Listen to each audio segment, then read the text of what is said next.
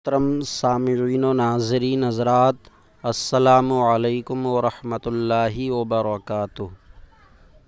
बिस्मिल्लाहिर्रहमानिर्रहीम। अल्हम्दुलिल्लाहि रब्बिल आलमीन वस्सलातु वस्सलामु अला मुहम्मदिन सय्यिदिल मुरसलीन व अला आलिहि व अस्हाबिहि अजमईन। अल्लाहुम्मा फ़्तह अलैना हिकमतक वंशुर अलैना रहमतक या ज़ल जलाली वल इकराम।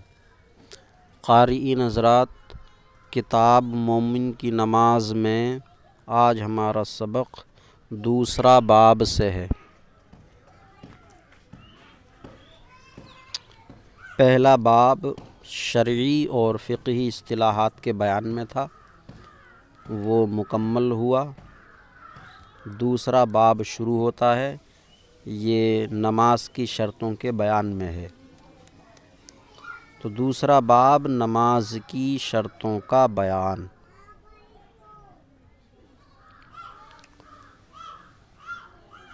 ये दो चीज़ें होती हैं, शर्त और फ़र्ज़। जो चीज़ किसी दूसरी चीज़ के लिए ज़रूरी हो कि अगर वो ना हो तो वो दूसरी चीज़ पाई ना जाए, तो इसकी दो हैसियतें होती हैं। मसलन नमाज के लिए वुज़ू भी ज़रूरी है और सजदा भी ज़रूरी है, दोनों ज़रूरी हैं, लेकिन इन दोनों की हैसियतें अलग अलग हैं। वुज़ू नमाज से बाहर है और सजदा नमाज के अंदर है, ज़रूरी दोनों हैं। इसी तरह जैसे लिंटर और छत, लिंटर और दीवार। तो लिंटर में लगा हुआ मटेरियल है, जैसे सरिया, सीमेंट, बजरी, बजरफुट, तो वो भी लिंटर के लिए ज़रूरी है। और दीवारें भी लिंटर के लिए ज़रूरी हैं, लेकिन लिंटर में लगा हुआ सरिया, सीमेंट, बजरी, बजरफुट वगैरह ये लिंटर में दाखिल है, अंदर है, और दीवारें लिंटर से बाहर हैं। तो हर ज़रूरी चीज़ का जो दूसरी चीज़ के लिए ज़रूरी हो, दो हैसियतें होती हैं।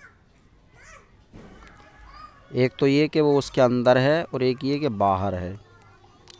तो जो चीज़ दूसरी चीज़ के लिए ज़रूरी हो और वो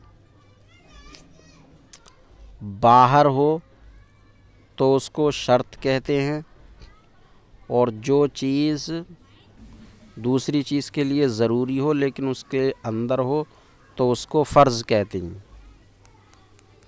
तो नमाज के लिए वुज़ू और सजदा, तो इनमें वुज़ू जो है वो शर्त है क्योंकि बाहर है, और सजदा जो है वो फ़र्ज़ है क्योंकि अंदर है। ऐसे ही लिंटर में लगा हुआ मटेरियल वो लिंटर के लिए फ़र्ज़ के मर्तबे में है, और दीवारें ये शर्त हैं। तो दूसरा बाब नमाज की शर्तों का बयान। उन शराइत में से किसी एक शर्त की अदम मौजूदगी में, अदम मौजूदगी यानी ना होने की सूरत में, अदम मौजूदगी में नमाज कायम ही ना होगी। ये वो फ़राइज़ हैं जो ख़ारिज नमाज होने की वजह से ख़ारिजी फ़राइज़ हैं और उनको शराइत नमाज की हैसियत दी गई है। मतलब ये एक किस्म के फ़र्ज़ ही हैं ज़रूरी, लेकिन फ़र्ज़ जो है वो नमाज के अंदर होता है। अब ये नमाज के अंदर नहीं है, तो इसलिए कहा कि ये वो फ़राइज़ हैं जो ख़ारिज नमाज होने की वजह से ख़ारजी फ़राइज़ हैं, ख़ारजी फ़राइज़, और इनको शराइत नमाज की हैसियत दी गई है। तो शर्त उसी को कहते हैं जो ख़ारिज हो, बाहर हो। उन तमाम शराइत का नमाज से पहले होना ज़रूरी और लाज़मी है। नमाज से पहले, नमाज के बाहर ही होना लाज़मी और ज़रूरी है। नमाज की कुल 6 शर्तें हैं और वो हस्बे ज़ैल हैं।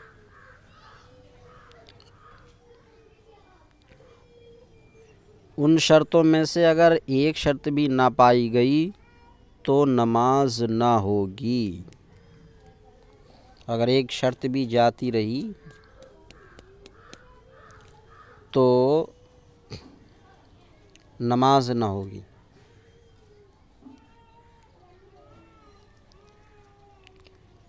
अब शर्त के जाने में भी कहीं कहीं तफसील है।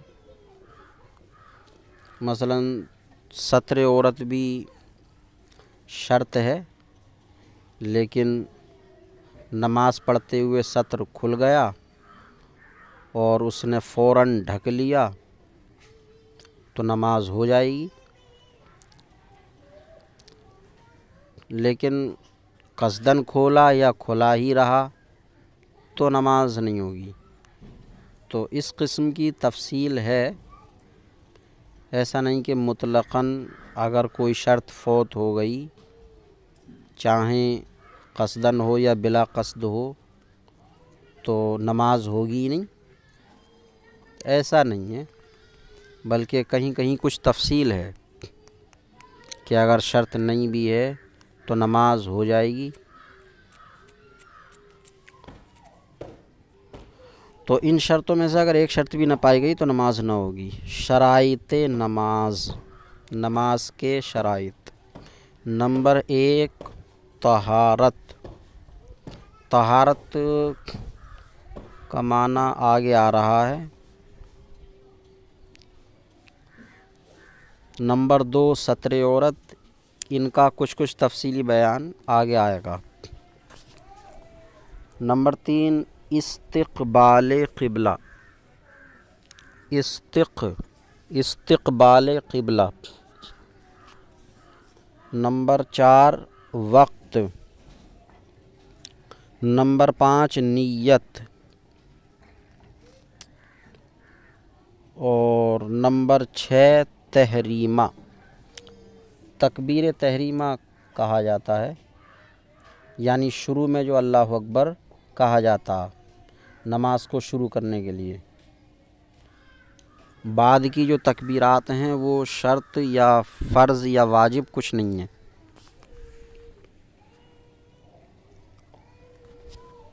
तो तहरीमा नमाज की शर्तों की तफसील और अहकाम। अब नमाज की 6 शर्तों की तफसील और उसके ताल्लुक़ से शरई अहकाम पेश खिदमत हैं।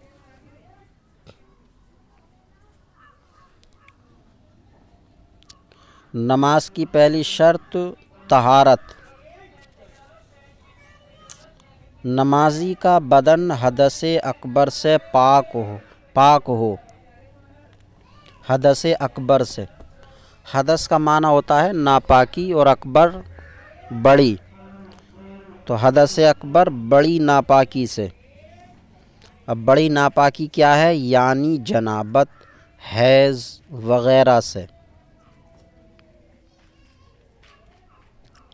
तो हैज़ वग़ैरह से पाक होने के लिए गुस्ल वाजिब ना हो। नमाजी का बदन हदस असगर से पाक हो, ये तहारत का ही मतलब चल रहा है। तो नमाजी का बदन हदस अकबर से पाक हो, यानी जनाबत और हैज़ वग़ैरह से, और नमाजी का बदन हदस असग़र से पाक हो, यानी बेवुज़ू ना हो। हासिल ये कि किसी किस्म की हदस असग़र और हदस अकबर में से कोई भी नापाकी ना हो, मुकम्मल तरीके से पाक हो। नमाजी का बदन नजासत गलीज़ा व खफ़ीफ़ा बक़द्रे माने से पाक हो। बक़द्रे माने यानी इतनी नापाकी से पाक हो कि जितनी नापाकी नमाज को होने नहीं देती है।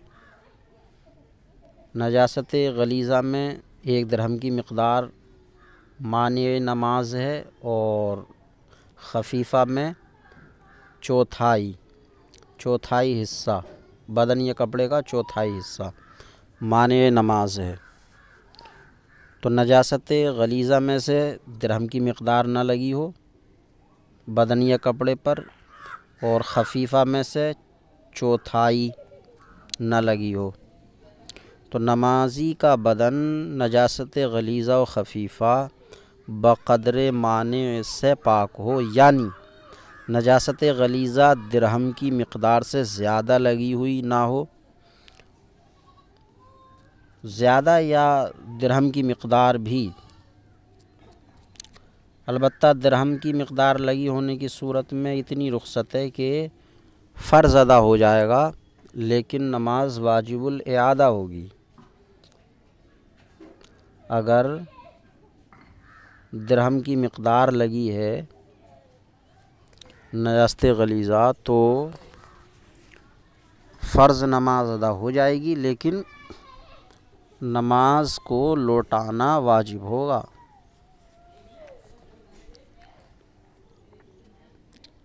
तो ज़्यादा लगी हुई ना हो, ये फ़र्ज़ियत की बात की है इन्होंने।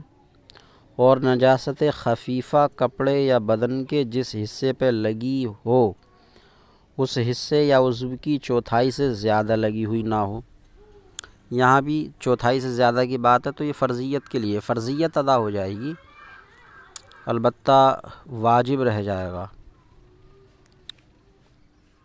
तो वाजिब से अदायगी तब होगी जबकि चौथाई से कम हो या दिरहम से कम हो।